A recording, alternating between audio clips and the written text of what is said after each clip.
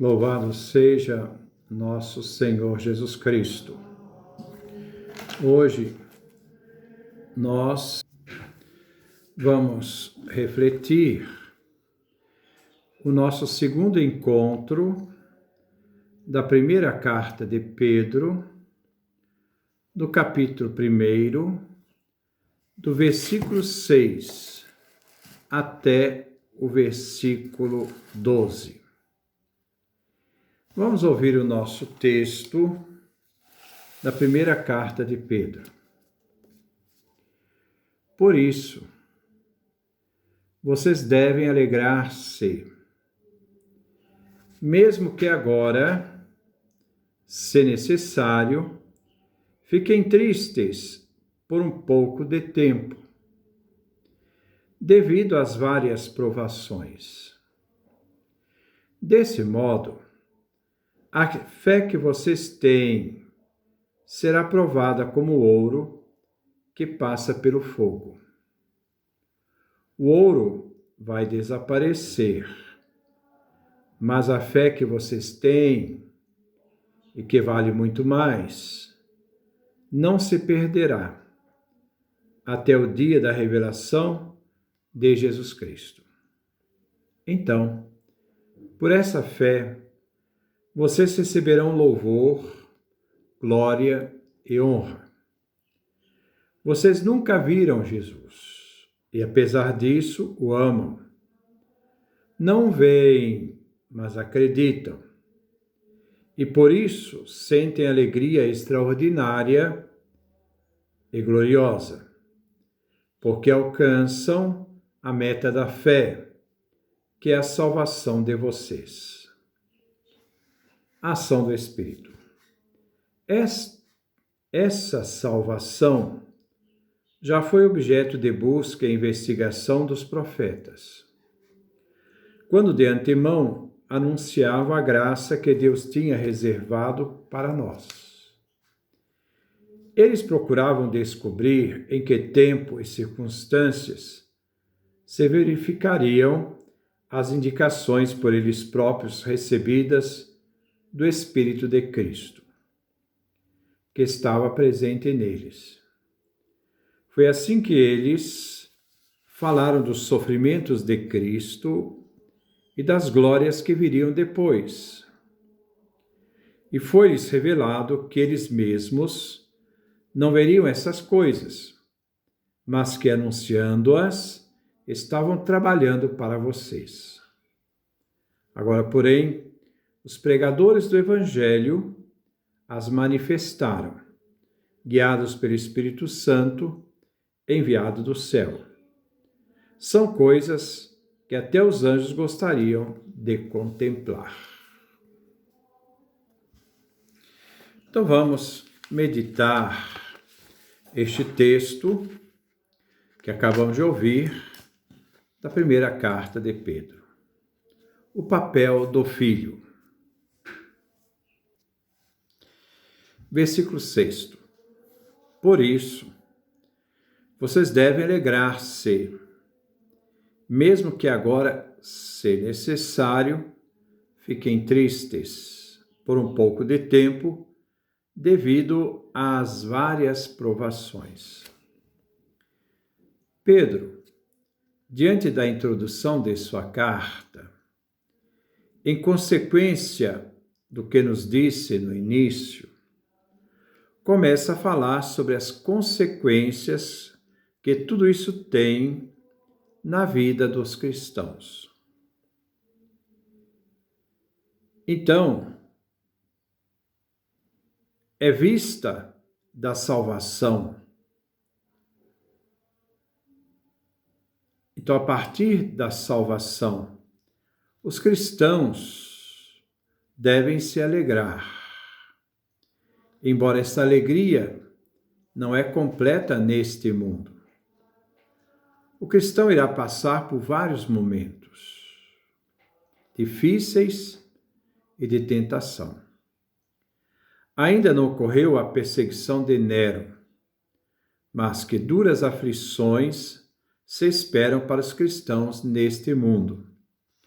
O crime lá Na época de Nero, o crime bastava ser cristão para ser perseguido. O nome cristão já era motivo da perseguição. A tribulação que os fará passar por momentos de tristeza será aqui também os contratempos de cada dia na vida, que todos nós temos, essa vida social. Nós temos os sofrimentos, os contratempos, as tribulações diárias. Que é o contato também, na época da carta, dos cristãos com o mundo pagão e na vida familiar, a vida doméstica. A alegria da salvação nos faz passar pelos momentos difíceis, sem nunca perder a esperança.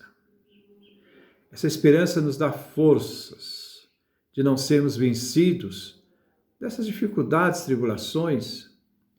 Às vezes tribulações que eu não provoco, mas outros provocam em mim, situações de enfermidade, situações às vezes de dificuldades, porque muitas vezes nossos sofrimentos são outros que provocam em nós. Então, sustentados pela alegria, a tristeza será passageira, ela dura pouco tempo. Versículo 7. Desse modo, a fé que vocês têm será provada como o ouro que passa pelo fogo. O ouro vai desaparecer, mas a fé que vocês têm e que vale muito mais, a fé vale muito mais do que o ouro, do que o dinheiro, não se perderá até o dia da revelação de Jesus Cristo. Então, por essa fé, vocês receberão louvor, glória e honra.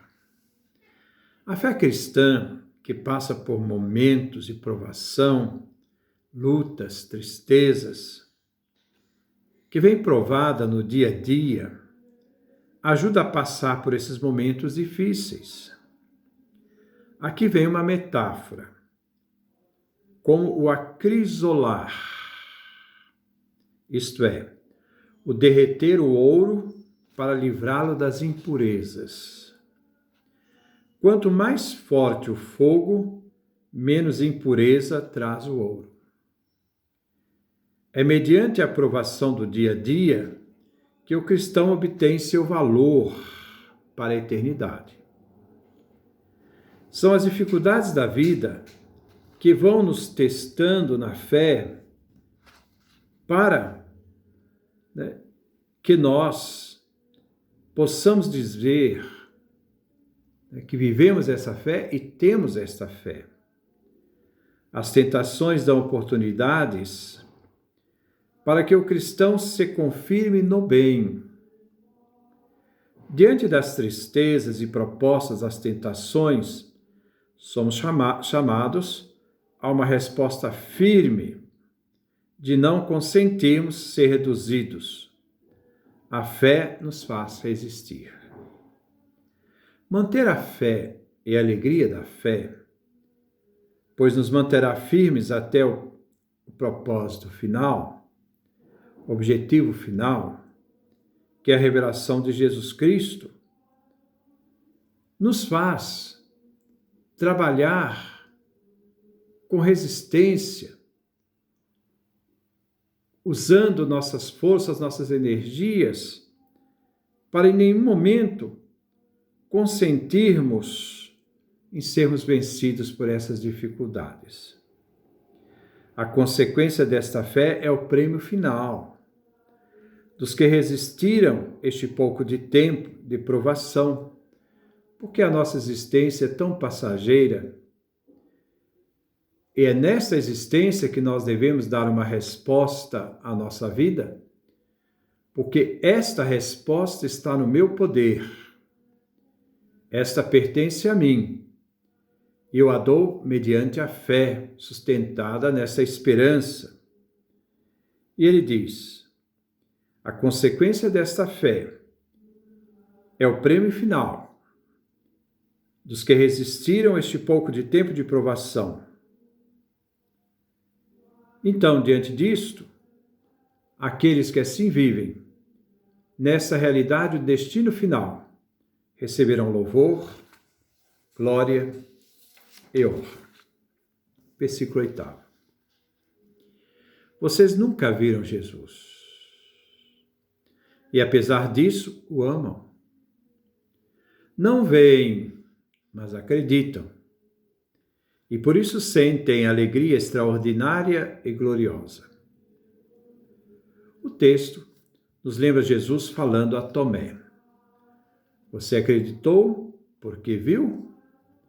Felizes os que acreditam sem ter visto. João capítulo 20, versículo 29. Aqueles que Pedro dirige suas palavras nesta carta nunca viram Jesus. Chegaram à fé pelo anúncio apostólico, as testemunhas oculares, e através deles eles creram, aderindo à fé em Jesus morto e ressuscitado. Eles creram na palavra apostólica e sua autoridade, embora não viram Jesus, mas acreditaram nele. Embora não viram, amam a Jesus. Expressão forte de compromisso. Eles amam aquele que eles acreditaram pela fé. Não veem Jesus, mas acreditam nele. Se unem a ele por amor. Simplesmente por amá-lo. Esta união de fé, amando Jesus, faz com que experimentem a alegria, que não é qualquer alegria, mas aquela que se faz com Deus, numa comunhão com Ele. Alegria extraordinária, isto é, fora de qualquer alegria corriqueira, ordinária, mas acima, muito acima disto, uma alegria extraordinária e gloriosa, participando do êxtase divino, dessa experiência mais profunda da intimidade com Deus, do gozo divino em abundância. Versículo 9. Porque alcançam a meta da fé, que é a salvação de vocês. A fé nos dá resistência de não sermos vencidos pelos sofrimentos nem maldade dos outros. Nos faz vencer tudo que nos quer fazer aquilo que se quer quando se quer negar a fé. Várias situações querem que nós possamos negar a fé. Essas tentações, elas são vencidas por essa fé resistente que não nos permite negar a fé, porque é ela que nos dá sustento, ela não nos faz ser vencidos. Mas devemos estar firmes para atingirmos nossa meta final, a salvação. As escolhas de fé que fazemos amando Jesus, nos dando alegria extraordinária, nos faz seguir até a meta final. Mas não nos deixa ser vencidos, mas vencedores pela fé. Versículo 10. Essa salvação já foi objeto de busca e investigação dos profetas, quando de antemão anunciavam a graça que Deus tinha reservado para vós. Dois verbos querem expressar a vida dos profetas. Eles buscaram o objeto da salvação, isto é, Jesus, e o investigaram. Passaram dias e noites em busca e investigação.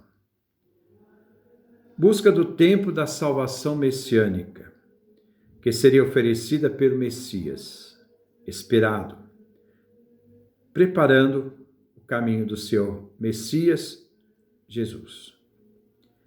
Eles anunciavam a graça de Deus, que viria no Cristo Jesus, e que o Pai Eterno tinha reservado para os cristãos, a plenitude dos tempos, o momento propício da manifestação de Deus, na história, por meio de seu Filho. Na plenitude dos tempos, o Pai enviou seu Filho, seu único Filho. Carta aos Hebreus, capítulo 1, versículo 2. Versículo 11.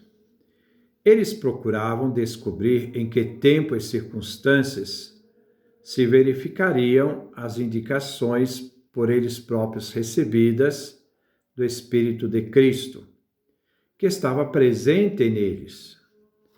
Foi assim que eles falavam dos sofrimentos de Cristo e das glórias que viriam depois.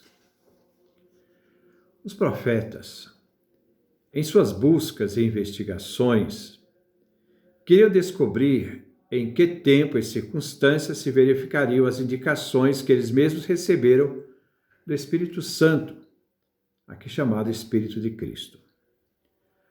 O objetivo era poder descobrir este tempo e circunstância. A palavra aqui usada para o tempo é kairos, não é cronos. Há uma realidade de um tempo fecundo, é um tempo divino. Não é um tempo cronológico, mas é um tempo fecundo. Então, eles queriam descobrir, né, este tempo, este kairos. Né?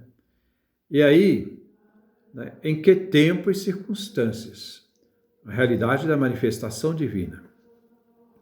O tempo fecundo que faz parte de uma presciência de Deus dentro da história da salvação.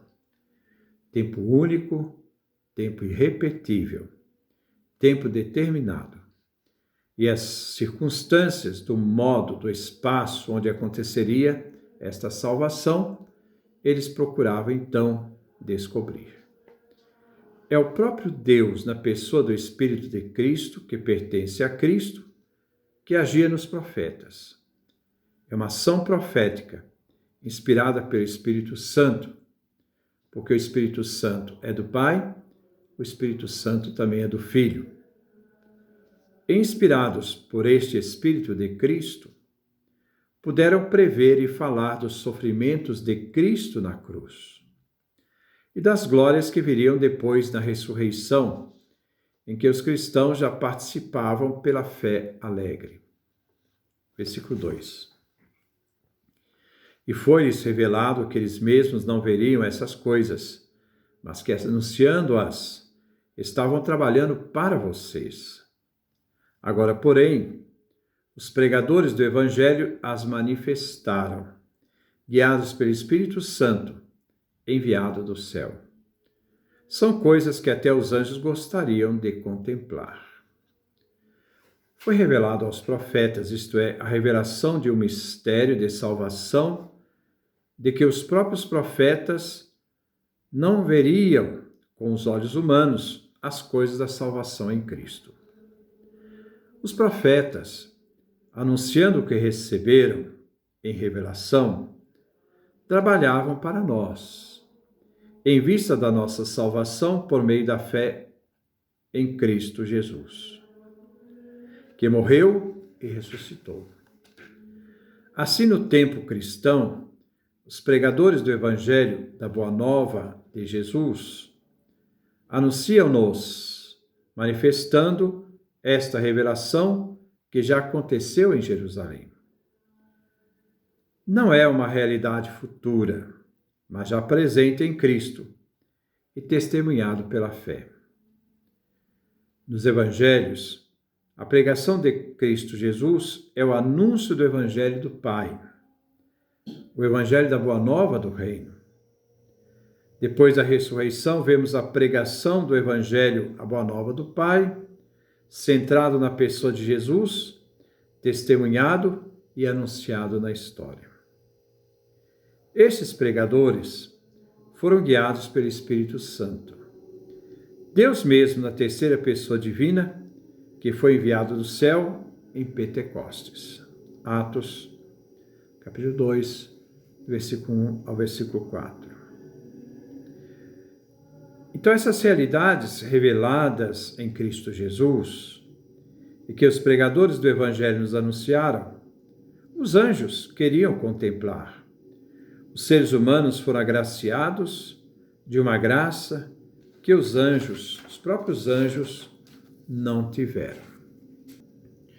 Para terminarmos, vamos voltar lá no versículo 11, onde o texto nos fala que os profetas procuravam descobrir o tempo, as circunstâncias, né, através das indicações que foram recebidas pela ação divina, o Espírito de Cristo, que estava presente neles, nos profetas, agia o Espírito Santo de Deus. Foi assim que eles falavam dos sofrimentos de Cristo e das glórias que viriam depois. Aqui nos vem à memória a transfiguração de Cristo no monte. Lá estavam Pedro, Tiago e João. E também estavam Moisés, o pai da lei, da Torá, Elias, o pai do profetismo, a lei e os profetas. E o que eles estavam fazendo? O Evangelho de Lucas diz: conversavam sobre a morte, o sofrimento de Jesus em Jerusalém, mostrando que aquilo que aconteceu com Cristo na transfiguração era uma realidade que o próprio Cristo, naquele momento da transfiguração, conversava com essas duas grandes personalidades do Antigo Testamento, que traziam sobre si a referência da lei e dos profetas, e falavam dos sofrimentos de Cristo e das glórias que viriam depois.